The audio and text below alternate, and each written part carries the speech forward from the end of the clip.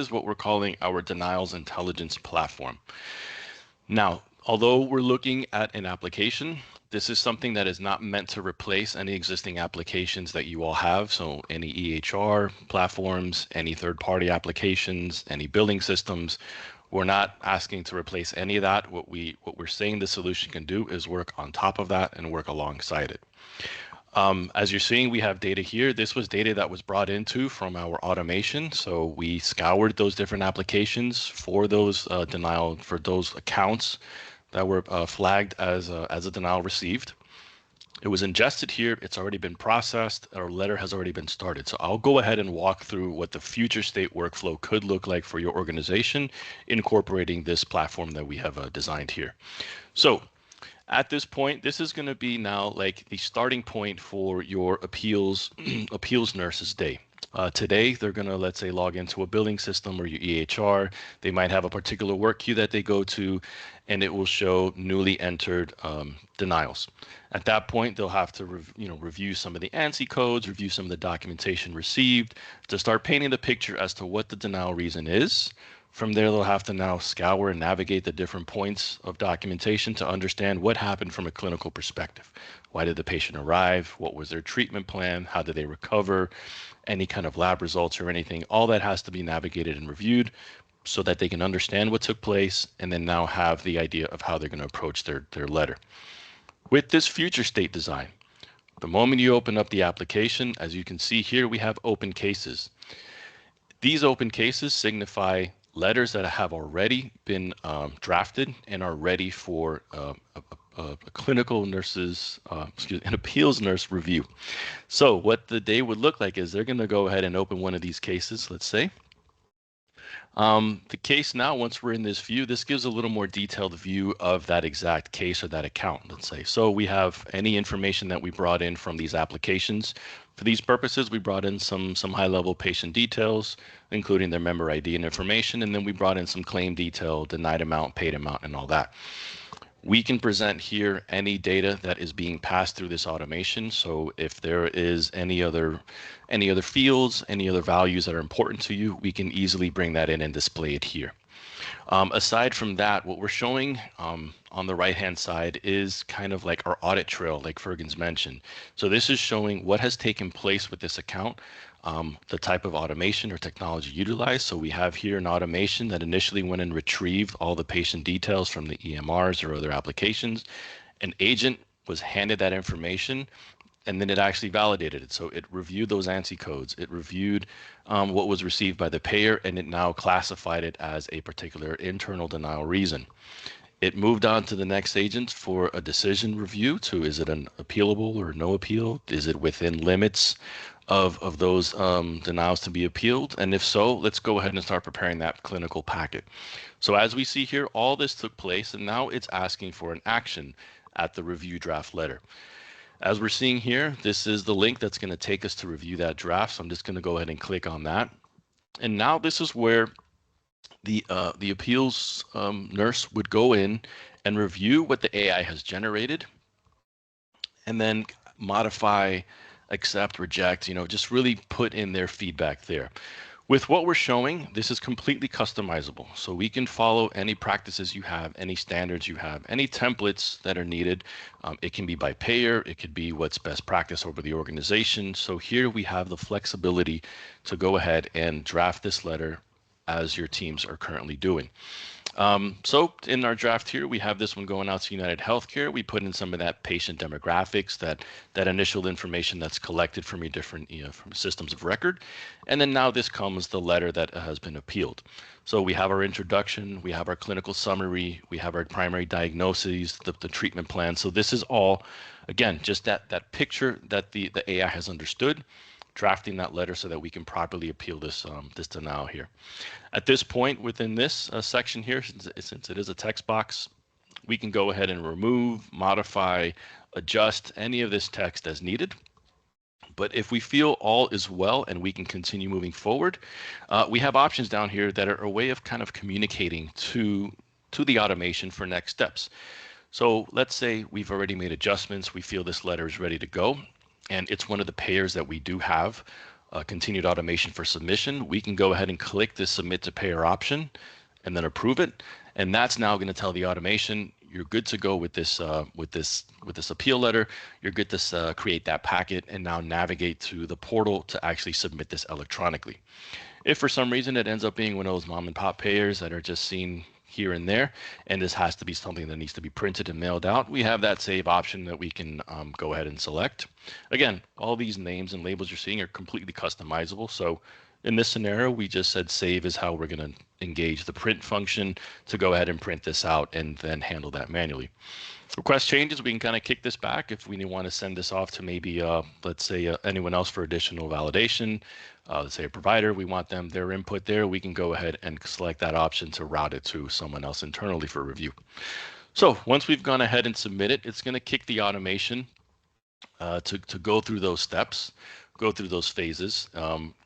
As it is submitted, it will, for instance, I know like United Healthcare, let's say, when the packet has been submitted, they have like an internal, like it's like a tracking number that can be collected. The automation would scrape that information as well. It will retain it and then put it back into your EHR, let's say, or your billing systems. That way, we're also updating those applications, ensuring that the most recent information is maintained, and anyone navigating or looking at it, the information there can see where these accounts are and in what space. We also know once after submission, there is that waiting point. At times it's 30, 45 days or whatnot. So we can build in those rules within the automation to say after a given time frame, let's go ahead and now do a follow-up to see if there's any additional information that we maybe need to provide, or there's feedback that we need to bring back in. I'm going to go ahead and just fast forward and say that we've already have a submitted appeal. And it's now in another user phase where there's a response that has been provided. So the automation was able to retrieve a response. So we're going to go ahead and open that and see what that message was from that payer site. And here as well, we've decided to bring in some important information like the outcome, the original denied amount, and what was approved based on that outcome, and then any kind of notes or additional comments that were made there. In this case, we see that an outcome overturned was visible there, and they're gonna pay the full amount with any additional comments there. Now, this again is not the source of truth, so we want to make sure that this gets posted back. So we have the ability to just go ahead and click that submit button to ensure that this comment is now spread out through those different applications. So again, the loop is closed completely wherever these accounts are managed. So with this, what we're showing is we have the orchestration of different technologies. We have RPA doing the retrieving of information, doing the system navigation, doing the collection of data.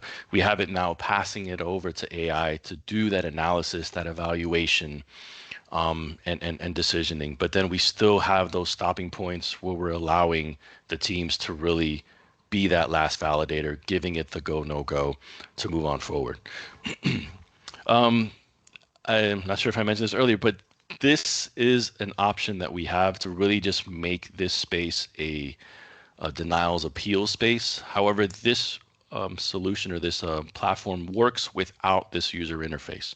I understand it can be difficult to say we have to access another application to do a workflow. However, what we're doing here is visualizing the automation that's happening behind the scenes. If it's preferred to remain within the applications that you have, we can still have the automation running behind the scenes and still bring these decision points forward to your teams via other manners. So we can save files in particular locations, we can trigger emails, we have ways of communicating and interacting with teams if this seems like a bit much. However, with this, we can make this space unique to your organization, unique to this process, bringing forward all appropriate and valid information. And then since it is all passing through here, it's fully auditable. And then after time, we can now start trending. We can start getting some metrics on where we're seeing any kind of trends happening, or really get a clear picture as to what's going on. So what this means is we're now saving time for your team members. As mentioned before, they're taking, let's say within an 8-hour time frame, they can maybe get 2 appeals letter drafted. By having this process in place, they can be validating these letters and then now focusing on other matters that really you make benefit of their clinical expertise. Over time, they can now become almost like the trend analysis. They can the analyst. They can really start seeing what's going on in this picture because the AI is pointing out additional information to the forefront. So they can maybe start taking information back to the units and start really maybe giving some education to those areas that could be causing some denials, or so now they can kind of work on actually preventing these denials from occurring in the first place. So with this solution, we're really giving power back to the organizations. We're giving much needed time back to the teams, and then we're giving the organization, I guess, an opportunity to really increase their potential for appealing these denials. I think that's what I have there. I don't know, Fergus, is there anything to add to what we have, or I think Yeah, we're I think good. I think you kind of covered everything here with this denials that we have. So we have a few cases here. So some of them are they've already been the letter have already been drafted. So all we need is the nurse to go ahead and review it and put their touches in it. So the AI model will go ahead and generate that with its own language, but the nurse sometimes they want things to be, in a certain way, so they'll just have to slightly modify it. Yep, of Um, course. but but yeah, overall you covered pretty much everything.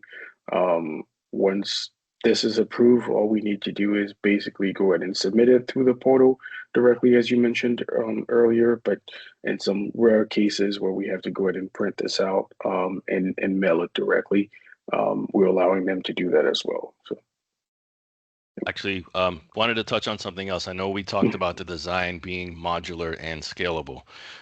So I could just quickly show something with that regard. The way we've designed this, as you see here, we have our different phases and stages. If we were to implement such a design within your organization, I understand there could be some hesitation. We don't need to go big bang.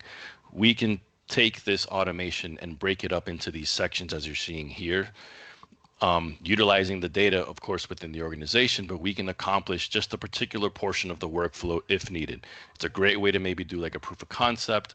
So let's say we just wanted to try out the letter creation agent. We would obviously need the data. So let's say you're giving us your denial of admission type of accounts. We just want to focus on maybe United Healthcare. So you would give us information to that. We can pass that through our AI agent, and then draft that letter for you.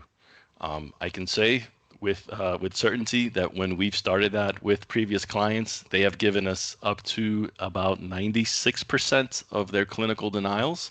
And the only reason why it's only 96% is because the 4% that we're not touching are those few and far between type reasons. But with the 96%, we're covering the majority of what they receive. I can tell you a team of 12 appeals nurses that has averaged about 550 appeal letters a month. With this solution in place, they're now over 1,000 letters a month. So there is a ton of value that can come from this. And then once we have this, let's say, set in place, we know that there's trust there. We can gladly move on to different stages to even expedite the way the data is moving through this workflow. So